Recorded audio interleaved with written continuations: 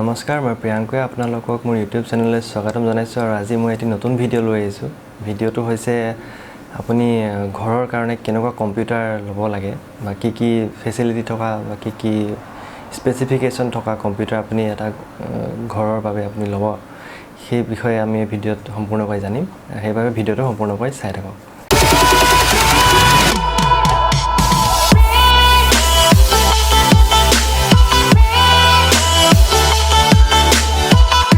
ঘৰৰ কাৰণে কম্পিউটাৰ ল'ব মানে আপুনি তাত নিশ্চয় নিজৰ মোবাইলৰ ফটো ভিডিঅ' এইবিলাক থ'ব বা আপুনি চিনেমা চাব নহ'লে ইণ্টাৰনেট চলাব আপুনি নিশ্চয় তাত যি প্ৰফেশ্যনেল কাম যেনে ধৰক ডিটিপি কাম বা আপুনি ফটো এডিটিং ভিডিঅ' এডিটিং এনেকুৱাবিলাক যদি নকৰে তেতিয়া যিখিনি স্পেচিফিকেশ্যন হ'লে এটা ঘৰৰ কাৰণে কম্পিউটাৰ ভাল হয় সেইটো বিষয়ে আমি ভিডিঅ'ত জানিম প্ৰথম কথা আপুনি চাব লাগিব প্ৰচেছৰ তাত কি প্ৰচেছৰ লাগি আছে কিমান স্পীড প্ৰচেছৰ হয় এইটো প্ৰচেছৰ হৈছে যিটো কম্পিউটাৰৰ মেইন মগজু বুলি কোৱা হয় যি CPU তাক সি গোটেই কম্পিউটাৰটো চলাই থাকে আপুনি যিটো কমাণ্ড দিব আপুনি ভিডিঅ' এটা চাই আছে বা ফটো এখন চাই আছে গান শুনি আছে গোটেইখিনি প্ৰচেছৰটোৱে কণ্ট্ৰল কৰি থাকে তো প্ৰচেছৰৰ কিছুমান স্পীড থাকে যিটো মানে কম্পিউটাৰটো চলাবলৈ দৰকাৰ হয় আৰু আপুনি ঘৰৰ যিটো কম্পিউটাৰ চলাব তাত ফটো ভিডিঅ' বা ইণ্টাৰনেট যিখিনি চলাব তাৰ বাবে মিনিমাম 2 GHz স্পীডৰ প্ৰচেছৰ এটা হ'লে হৈ যায় তো আপুনি যেতিয়া কম্পিউটাৰ ল'ব মিনিমাম 2 GHz বুলি কয় এইটো 2.0 GHz বুলি লিখা থাকিব তো মিনিমাম 2 GHz প্ৰচেছৰৰ এটা কম্পিউটাৰ আপুনি চাব লাগিব দ্বিতীয়তে চাব লাগিব তাত কিমান ৰেম আছে আপোনাৰ যিটো ফোনতো কিছুমান ৰেম থাকে আপোনালোকে হয়তো লয় চাগে 2GB 3GB 4GB 6GB কিছুমানে 8GB ৰেমৰো ফোন লয় ঠিক তেনেদৰে কম্পিউটাৰো ৰেম দৰকাৰ হয়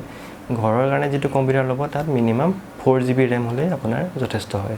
তো সেইটো 2 GHz প্ৰচেছৰ আৰু 4GB ৰেম এইটো মন কৰিব প্লাছ যিটো প্ৰচেছৰ ল'ব সেইটো ইণ্টেলৰ হ'লে ভাল ইণ্টেল ব্ৰেণ্ডৰ আৰু বেলেগ ব্ৰেণ্ডৰ পোৱা যায় কিন্তু মই ইণ্টেল প্ৰমোশ্যন কৰা নাই কিন্তু ইণ্টেল নিজে চলাই আজি কেইবাবছৰ ধৰি চলাই আছোঁ আৰু সেই অভিজ্ঞতাৰে কৈছোঁ আপোনাক ইণ্টেলৰ প্ৰচেছৰবিলাক যথেষ্ট ভাল হয় ঘৰৰ বাবে আৰু যদি প্ৰফেশ্যনেলি আপুনি চলাব বিচাৰে তাৰ কাৰণে বেলেগ প্ৰচেছৰো আছে ভাল প্ৰচেছৰ আছে কিন্তু ঘৰত যি আপুনি চিনেমা চাব ফটো এডিটিং কৰিব ফটো ভিউ কৰিব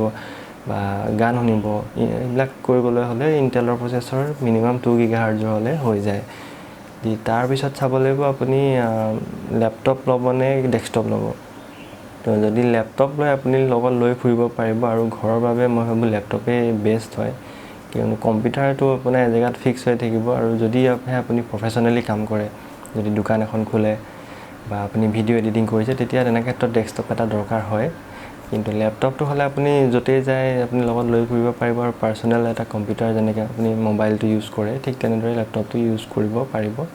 আৰু মই ভাবোঁ সেইটো আপুনি পাৰ্চনেল ইউজৰ বাবে লেপটপ এটা ল'লে বেছি ভাল হয়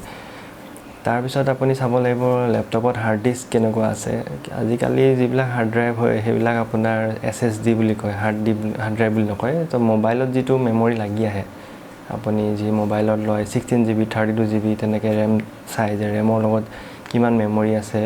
ষ্ট'ৰেজ কেপাচিটি কিমান আছে সেইটো যেনেকৈ চাই লেপটপতো তেনেকুৱা মেমৰিয়ে থাকে কিন্তু তাত হাৰ্ড ডিস্ক থাকে মানে নৰ্মেলি তো এতিয়া বৰ্তমান যুগত চলি আছে SSD যিটো মোবাইল ফোনত আহে বা এটা পেন ড্ৰাইভত আহে এখন মেমৰি কাৰ্ডত লাগি আহে যিটো টেকন'লজি ইউজ হয় SSD technology solid straight drive বুলি কোৱা হয় কম্পিউটাৰ যদি SSD লগাই আপুনি যথেষ্ট স্পীড পাব তাত আৰু ফাইলবিলাক অতি সোনকালে কপি হ'ব বা ইণ্টাৰনেটৰ পৰা কিবা ডাউনলোড কৰিলেও ইণ্টাৰনেট স্পীডৰ তুলনাত সি যথেষ্ট সোনকালে ডাউনলোড হ'ব তো SSD কম্পিউটাৰ এটা আপুনি ল'লে আপোনাৰ লাভ হ'ব লগত আপুনি এক্সটাৰ্নেল হাৰ্ড ডিস্ক এখন লৈ ল'ব পাৰে কিয়নো SSD কম্পিউটাৰবিলাক অলপ ৰেটটো বেছি হয় SSD আপুনি মিনিমাম 250GB মানৰ এটা লেপটপ যদি লয় লগতে 2 GHz প্ৰচেছৰ প্লাছ 4GB ৰেমটো থাকিবই 256GB পাব আপুনি 256GB এটা SSD লৈ লগত এখন হাৰ্ড ড্ৰাইভ এক্সটাৰ্নেলি 1TB বা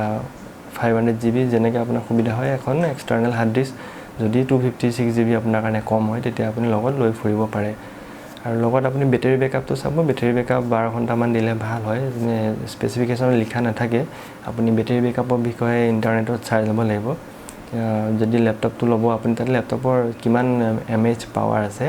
সেই mAh পাৱাৰটো লিখা থাকে তাত বেটাৰী বেকআপ কিমান দিব আপোনাক সেইটো লিখা নাথাকে তো বেটাৰী বেকআপ কিমান দিব সেইটো বিষয়ে জানিবলৈ আপুনি গুগলত জাস্ট সাৰ্চ কৰিলে হ'ল যিটো লেপটপ ল'ব তাৰ মডেল আৰু বেকআপ টাইম বুলি সাৰ্চ কৰাৰ লগে লগে তাত দেখুৱাই দিব কিমান দেৰি আপোনাৰ লেপটপটো চলিব যদি 12 ঘণ্টা কয় হি মিনিমাম 10 ঘণ্টা হলেও চলিব যদি 7 ঘণ্টা কয় তেতিয়া 5-6 ঘণ্টাটো চলিবই লেপটপটো লওঁতে আপুনি আৰু এটা বস্তু মন কৰিব তাত যেটো CD ড্ৰাইভ হেতু আজিকালি উঠি গৈছে যদি আপুনি CD ড্ৰাইভ থকা পায় তেতিয়া বেছি ভাল হয় কাৰণ বৰ্তমান যুগতো কিছুমান সফটওয়্যাৰ আছে যিবিলাক প্ৰিন্টাৰ বা ধৰক স্ক্যানাৰ হিবিলাকত ডিস্ক কিছুমান আহে হেবিলাকৰ CD খনৰ জৰিয়তে আপুনি